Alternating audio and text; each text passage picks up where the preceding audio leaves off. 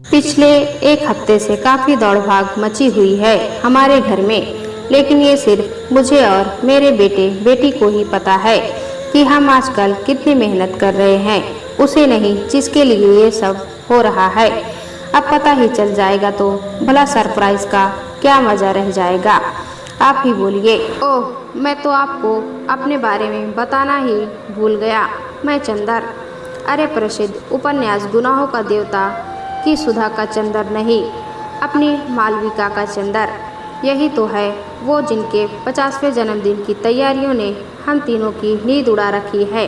आइए अब मैं आप सबको लेकर चलता हूँ अपने घर में, जहाँ मेरी बेटी नव्या ने मेरे नाम की पुकार मचा रखी है। पापा, कहाँ हो आप? जल्दी बाहर आओ। आ गया। अब बोलो क्या हो गया? देखो ना पापा, मैं सोच रही हूँ मम्मा ने मेरे पहले जन्मदिन पर हैप्पी बर्थडे का जैसा पोस्टर बनाया था, क्यों ना मम्मा के लिए वैसा ही पोस्टर बनाया जाए। नव्या ने कुछ पुरानी तस्वीर दिखाते हुए चंदर से कहा।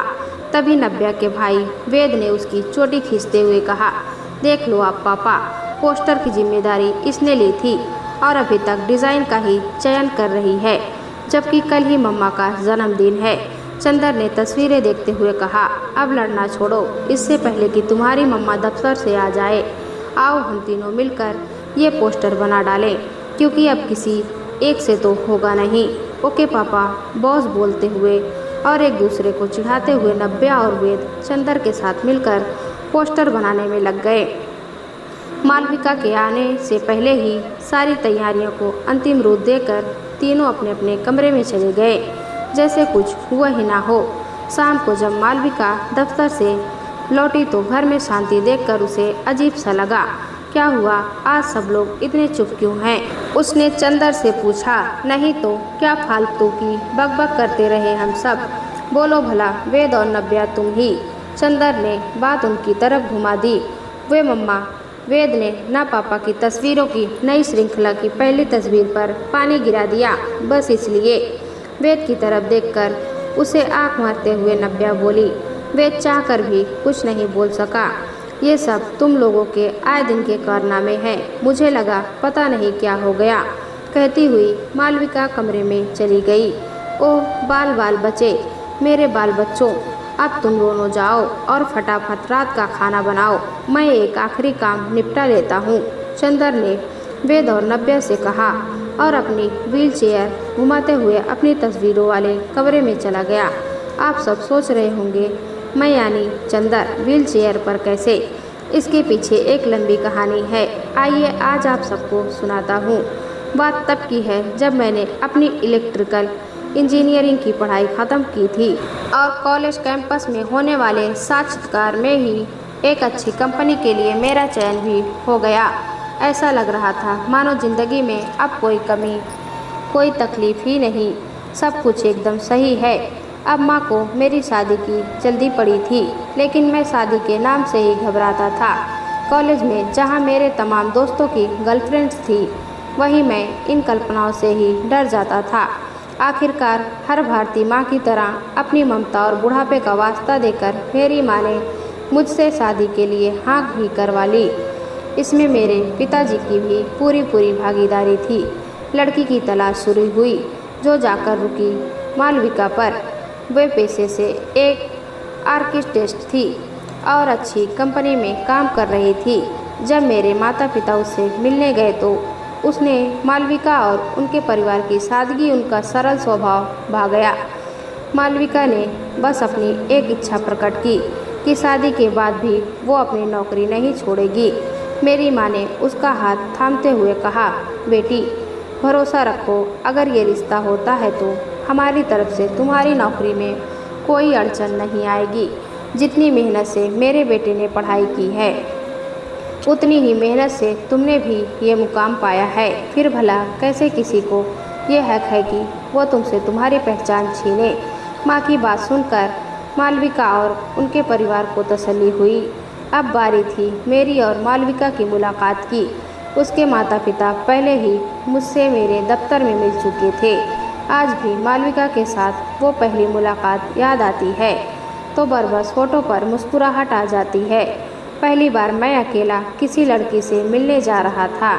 तय वक्त पर मैं घर से उस रेस्टोरेंट के लिए निकला जहां हमारी मुलाकात होने वाली थी।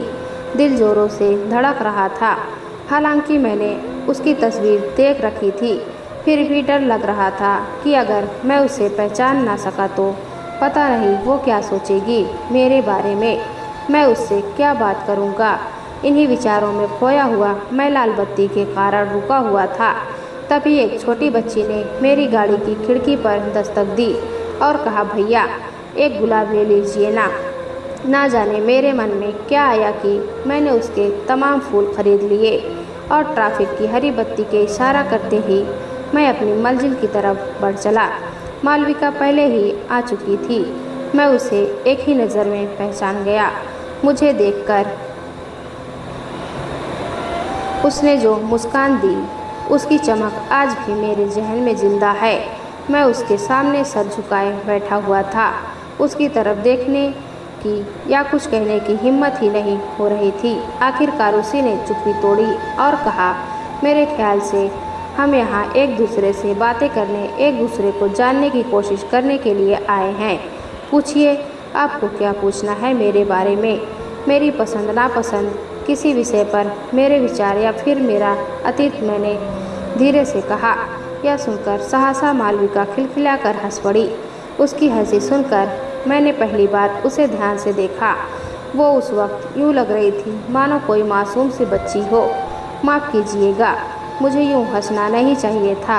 असल में आप जिस तरह घबरा रहे हैं और शर्माते हुए धीरे धीरे बोल रहे हैं, उससे मुझे बीते ज़माने की कहानियाँ याद आ गई, जब शादी की बात होने पर ऐसी हालत लड़कों की नहीं लड़कियों की होती थी।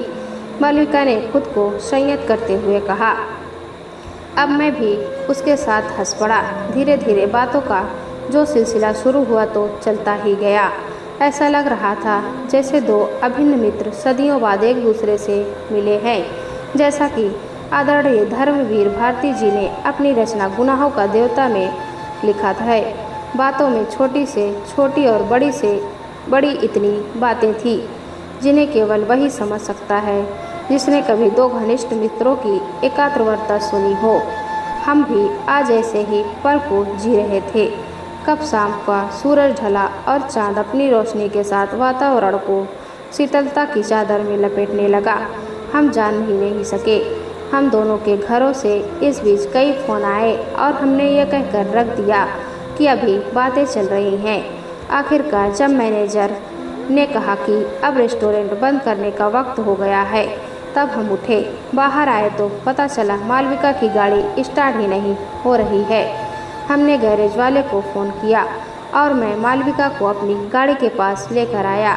दरवाज़ा खुलते ही उसकी नज़र उन गुलाबों के फूलों पर गई जो मैंने उस बच्ची से लिए थे। उन्हें हाथों में लेकर वो बोली, कितने प्यारे फूल हैं, जब मेरे लिए लाए थे तो दिए क्यों नहीं? मैंने पूछा, तुम्हें कैसे पता कि ये तुम्हारे लिए है? क्योंकि बुद्धू राम, इतनी देर में मैं ये तो समझ चुकी हूँ कि तुम्हारा कोई अतिथि हो ही नहीं सकता। और फिर खिलखिलाकर हंसती हुई गाड़ी में बैठ गई। जल्दी ही हमारी सगाई की तारीख तय हो गई। हम दोनों ही बहुत खुश थे। सब कुछ कितना सही लग रहा था तब, क्योंकि भविष्य से हम सभी अनजान थे। एक दिन दफ्तर से लौटते हुए एक बेकाबू ट्रक ने मेरी गाड़ी को टक्कर मार दी। जब अस्पताल में मेरी आंखें खुली तो पता चला मैं अपने पैर खो चुका हूँ। मेरे ऊपर मानो वज्रपात हो गया। मुझे यकीन नहीं हो रहा था कि ये सच है। मेरे माँ पापा के साथ साथ मालविका का भी रो रो कर बुरा हाल था। खैर किसी तरह अस्पताल के दिन कटे और मुझे वहाँ से छुट्टी मिली। इससे पहले कि मैं अपनी आगे की ज़िंदगी के बारे में कुछ सोचता, मेरे दफ्तर से सॉरी के नोट के साथ मेरा टर्मिनेशन लेटर आ गया। अब मैं अपनी नौकरी भी खो चुका था। एक ही पल में मेरी ज़िंदगी पूरी तरह बर्बाद हो चुकी थी। कुछ समझ में ही नहीं आ रहा था मुझे। अगले दिन शाम को मालविका मुझसे मिलने पहुंची। उसने हिचकिचाते हुए मेरी माँ से पूछा, माँ क्या आपको लगता है ये सब मेरे कारण हुआ? मैं अपशगुनी हूँ। मेरी माँ ने उसके मुंह पर हाथ रखते हुए कहा, छी बेटी, ये क्या कह रही हो? जो विधि का विधान होता है उसे कौन टाल सकता है? और शायद ये तुम्हारे ही आने का असर हो कि मेरे बेटे की जान बच गई।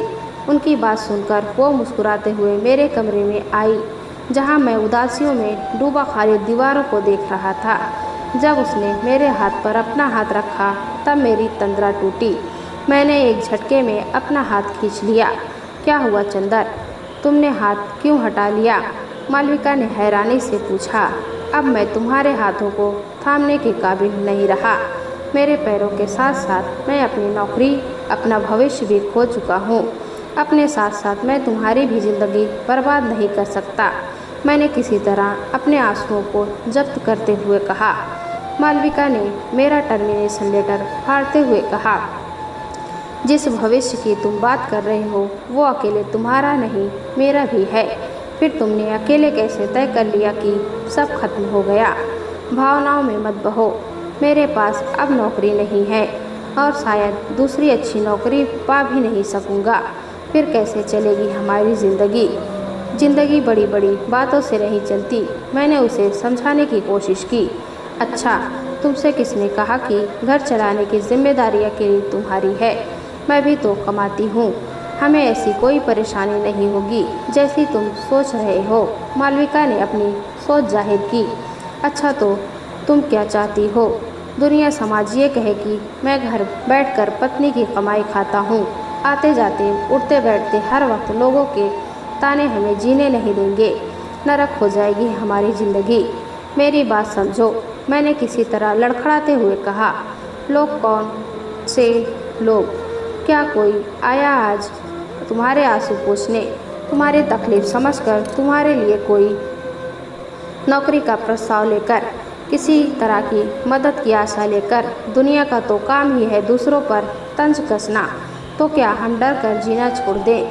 और क्यों डरे हम? अगर पति की कमाई पर जीने से पत्नी की इज्जत नहीं जाती तो किसी भी तरह की आपदा में अगर पत्नी आर्थिक जिम्मेदारियां उठाने में सक्षम है तो दिक्कत क्या है? ये मत भूलो, ये समाज हमसे ही बना है। किसी न किसी को तो इसकी सोच बदलने की पहल करनी ही होगी ना। और अगर तुम्हारी जगह ये दुर्घटना मेरे साथ हुई होती तो क्या तुम मुझे छोड़ देते? मालविका ने फिर से हाथ थामकर कहा। लेकिन मैं ना जाने क्यों उसकी हिम्मत देखकर भी खुद को अपने डरों से, अपने पूर्वग्रहों से मुक्त नहीं कर पा रहा था। मैंने झल्लाकर उसे चले जाने के लिए कहा। उस वक्त तो वो वहाँ चली गई, लेकिन फिर उसने यही विचार अपने और अपने माता पिता के सामने रखे। वे सब उससे सहमत थे और उनके साथ थे, लेकिन मैं अपनी ना पर अड़ा हुआ था। कुछ दिनों के बाद मालविका फिर मुझसे मिलने आई। उसे देखकर मैंने मुंह फेर लिया। फिर भी वो मेरे पास आई और बोली, अगर हमारे बीच में कभी कोई भावना थी तो उसकी खातिर क्या तुम मेरी एक अंतिम बात मानोगे? बोलो।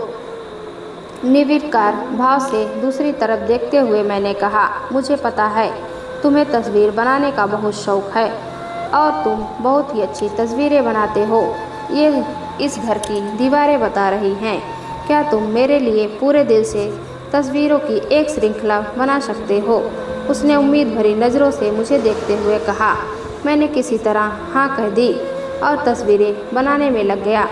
दिन रात की मेहनत के बाद आखिरकार पूरे 3 महीनों में मैंने अपनी पहली तस्वीरों की श्रृंखला पूरी की, जो मालविका से मेरी पहली मुलाकात से लेकर शादी के लिए सजाए गए तमाम सपनों पर आधारित थी। इन दिनों मैं अपनी सारी तकलीफ़ें भूल चुका था और एक बार फिर से हंसने मुस्कुराने लगा था। श्रृंखला पूरी होने की खबर सुनकर मालविका मुझसे मिलने आई। आज बहुत दिनों के बाद तुम्हें मुस्कुराता हुआ देखकर अच्छा लगा, उसने कहा।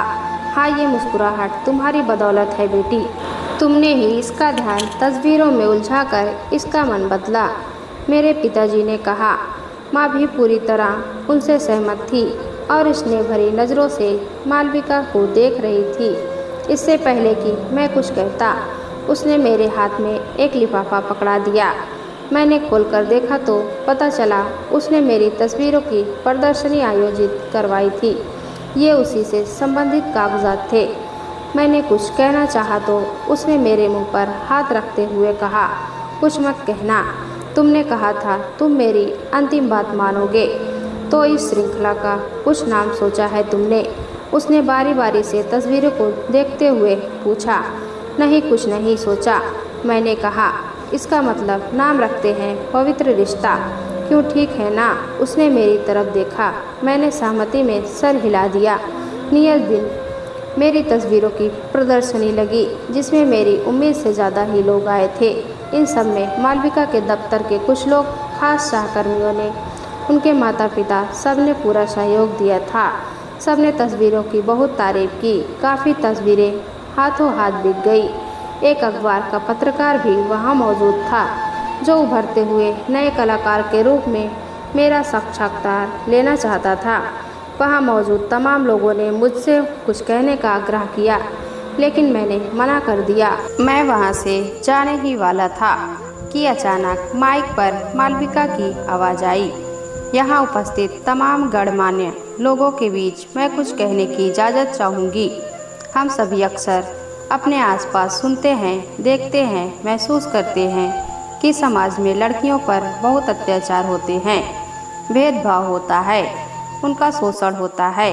लेकिन क्या हमारा ध्यान कभी इस तरफ गया है कि इसी समाज में लड़कों का भी शोषण होता है और उन्हें घुट घुट कर अकेले जीने के लिए छोड़ दिया जाता है? उनके दिमाग में बचपन से ही ये बात डाल दी जाती है कि लड़के रोते नहीं हैं, जिसके कारण वे खुलकर अपना दर्द भी नहीं बांट पाते।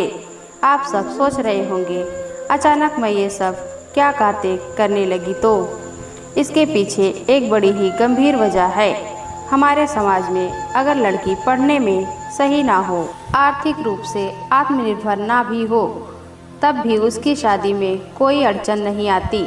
लेकिन अगर किन्हीं वजहों से कोई लड़का हर तरह से अच्छा होते हुए भी बेरोजगार है, तो कोई आर्थिक रूप से आत्मनिर्भर लड़की और उसका परिवार भी उससे रिश्ता जोड़ने से कतराते हैं, क्योंकि सबने ये मान लिया है कि घर की आर्थिक जिम्मेदारी मुख्य रूप से पति की ही है, पत्नी की नहीं।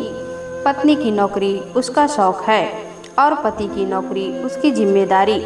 पति की कमाई पर पत्नी का जीना उसका मान कम नहीं करता, लेकिन पत्नी की कमाई पर पति का रहना उस पत्नी का गुलाम बना देता है, समाज में उसकी इज्जत डुबा देता है। क्या ये लड़कों का शोषण नहीं है? हम बराबरी की बात करते हैं, तो कहाँ है बराबरी लड़कों और लड़कियों में? क्या इस समाज को अपना ये रवैया बदलना नहीं चाहिए? कहते हुए मालविका की आवाज़ भर्रा गई। किसी तरह अपने आंसुओं को पोंछकर उसने माइक रख दिया। अब प्रदर्शनी में मौजूद सभी लोग मालविका की बातों पर विचार विमर्श में लग गए थे। अगले दिन अखबार में मेरी तस्वीरों की तारीफ के साथ साथ मालविका के विचारों की भी काफ़ी तारीफ छपी थी। बहुत से लोग सोशल मीडिया पर इसके समर्थन में लिख रहे थे। आखिरकार मैंने भी खुद को अपनी पुरानी सोच के दायरे से बाहर निकाला और अपनी तरफ बढ़े हुए मालविका के हाथ को थाम लिया, हमेशा के लिए। उसकी हिम्मत ने मुझे भी हिम्मत दे दी थी। लोगों ने बातों का सम्मान करते हुए अब हमें किसी की परवाह नहीं थी, क्योंकि जिन्हें हमारे साथ होना चाहिए था उनका प्यार और आशीर्वाद हमारे साथ था। हमारे माता पिता। धीरे धीरे जिंदगी सामान्य होने लगी थी। मालविका अपने दफ्तर में और मैंने तस्वीरों की अपनी नई श्रृंखला पर काम शुरू कर दिया। कुछ सालों के बाद हमारे ये दोनों खट वेद और नव्या आ गए हमारे जीवन में, और जो भविष्य कभी मुझे बर्बाद और ख़त्म नज़र आ रहा था, आज वहाँ फिर से खुशियों की आहट सुनाई देने लगी थी। मालविका की एक आदत जो मुझे हमेशा ही बहुत पसंद रही है, वो हर खास मौके को और ख़ास बना देना, फिर चाहे वो घर में हो, किसी का जन्मदिन हो, सालगिरह हो या मेरी तस्वीरों की श्रृंखलाओं की कामयाबी। कभी नए नए व्यंजन बनाकर, तो कभी अपने हाथों से कार्ड पिक्चर कोलाज बनाकर वो सबकी मुस्कान दुगनी कर देती है। इसलिए हमने भी उसके इस खास मौके के लिए इस बार खास तैयारी की है। अरे देखिए, मैं कब से आप सबके साथ बातों में लगा हुआ हूँ। उधर वेद और नव्या रसोई में मेरा इंतज़ार कर रहे होंगे। पापा, आप डिनर के बाद चुपचाप बिस्तर पर चले जाना, वरना मम्मा को शक हो जाएगा। जब वो सो जाएगी तब चुपके से आ जाना, वेद ने कहा। चंदर ने सहमति से सर हिलाया और खाने की मेज पर आने के लिए मालविका को आवाज़ दी। मालविका ने जब मेज पर सारा खाना अपनी पसंद का देखा तो उसे बड़ी हैरानी हुई। अरे वाह, एक तो जब तुम दोनों की छुट्टियां शुरू हुई है तुमने रसोई में मेरी छुट्टी कर दी है, और जब ये मेरी पसंद का खाना। बात क्या है भाई? मालविका ने नव्या और वेद की तरफ देखते हुए पूछा। वेद ने कहा, मम्मा, अब जब तक हमारी छुट्टी है तब तक आप भी छुट्टी का आनंद लो और हमें भी कुछ नया सीखने दो, और इसी बहाने हम सबको कुछ नया स्वाद चखने दो। तुम्हारे और मेरे हाथों के बने हुए खाने से हम सब ऊब चुके हैं, चंदर ने हंसते हुए कहा। इसी तरह हंसते बोलते खाना खत्म करके सभी अपने अपने कमरे में चले गए। रात के ठीक 11:30 बजे चंदर मालविका की नींद की अच्छी तरह जांच पड़ताल करके कमरे से बाहर निकला और अपनी तस्वीरों वाले कमरे में पहुंचा, जहां वेद और नव्या पहले से ही उसका इंतजार कर रहे थे। पूरा कमरा उन्होंने मालविका के प्रिय गुलाबों के फूलों से सजा दिया था। साथ में था खूबसूरत सा केक, जन्मदिन की शुभकामनाओं से भरा हुआ खास पोस्टर और ढेर सारे तोहफे। जैसे ही 12 बजने को हुआ, योजना के अनुसार चंदर जोर से चिल्लाया, मालू बचाओ। उसकी चीख सुनकर मालविका की नींद टूटी तो वो समझ गई कि अगर चंदर यहाँ नहीं है तो अपनी पेंटिंग वाले कमरे में होगा। वो भागते हुए वहाँ पहुँची और दरवाज़ा खोला तो देखा कमरा में अंधेरा था। बत्ती का बटन दाबते हुए उसने कहा, उफ हो, ये आधी रात में अंधेरे में यहाँ क्या कर रहे हो तुम बुद्धूराम। जैसे ही कमरे में रोशनी हुई, हैप्पी बर्थडे मालू और हैप्पी बर्थडे मम्मा की आवाज़ों से कमरा गूंज उठा। अच्छा, तो इसलिए घर में शाम से इतनी शांति थी मेरे बदमाशों। ऐसी चीख सुनकर अगर कहीं मुझे अभी हार्ट अटैक आ जाता तो, मालविका ने चंदर के कान खींचते हुए कहा। ओहो मम्मा, आपको हार्ट अटैक कैसे आ सकता है? आपका दिल तो पापा के पास है, नव्या ने शरारत से कहा। नव्या की तरफ बढ़ते हुए मालविका बोली, रुक तो, अब तेरे कान खींचने की बारी है। तभी वेद बीच में आकर बोला, मम्मा, कान खिंचाई बाद में, पहले तो केक कटाई। अब सब्र नहीं हो रहा है इतना स्वादिष्ट केक देखकर। उसकी बात सुनकर सभी हंस पड़े। केक काटते हुए मालविका की आंखों में आंसू आ गए। अरे आज इतनी खुशी के मौके पर ये आंसू क्यों? चंदर ने उन्हें पोंछते हुए कहा। नम आंखों के साथ मुस्कुराते हुए मालविका बोली, बस यूं ही तुम सबका इतना प्यार देखकर, या फिर इसलिए कि आज आप पूरे 50 साल की हो गई हो मम्मा, वेद ने कहा। अरे किसने कहा है कि मैं 50 की हो गई? अभी तो 2 साल बाकी है, मालविका ने हंसते हुए कहा। अरे बेटा, औरतों ने भी भला कभी अपनी असली उम्र स्वीकारी है? मालविका की खिंचाई करते हुए चंदर ने कहा। ठीक ही तो कह रही है मम्मा, अभी तो ये जवान है। गुनगुनाते हुए नव्या मालविका के गले लग गई। सबकी जिद पर मालविका ने उसी वक्त सारे तोहफे खोलकर देखे जो कि वेद और नव्या की तरफ से थे। अरे पापा, आपका तोहफा कहाँ है? वेद और नव्या ने हैरत से पूछा। आज तुम जो मांगोगी मैं वही तुम्हें दूंगा, चंदर ने मालविका की तरफ देखते हुए कहा। मालविका बोली, तुम्हें याद है ना, जब मैंने तुमसे तुम्हारी पहली तस्वीरों की श्रृंखला बनाने के लिए कहा था, तब मैंने तुम्हें वचन दिया था कि ये अंतिम चीज़ तुमसे मांग रही हूँ। तो अब मैं कुछ नहीं मांग सकती तुमसे, और वैसे भी सब कुछ तो दिया है तुमने मुझे, अपना प्यार, अपनी दोस्ती, ये घर, हमारे बच्चे, बस और क्या चाहिए? मालविका का हाथ पकड़कर उठते हुए चंदर उसे एक दीवार की तरफ ले गया जो पर्दे से ढका हुआ था। उसके कहने पर जब मालविका ने वो पर्दा हटाया तो उस दीवार पर चंदर की पहली तस्वीरों की श्रृंखला, जो कि उन दोनों के जीवन पर आधारित थी, लगी हुई थी, जिसे चंदर ने दोबारा बनाया था अपनी मालविका के लिए। तुम्हारे लिए वही तोहफा जो तुमने मांगा था, चंदर ने कहा, और फिर दोनों एक साथ बोल पड़े, पवित्र रिश्ता। वेद और नव्या तालियों के साथ अपने माँ पापा के इस अनोखे पल में उनकी खुशियों के भागीदार बन रहे थे। दोस्तों, कहानी अच्छी लगी तो कमेंट में बताएं। चैनल पर नए हैं तो एक लाइक और सब्सक्राइब जरूर करें।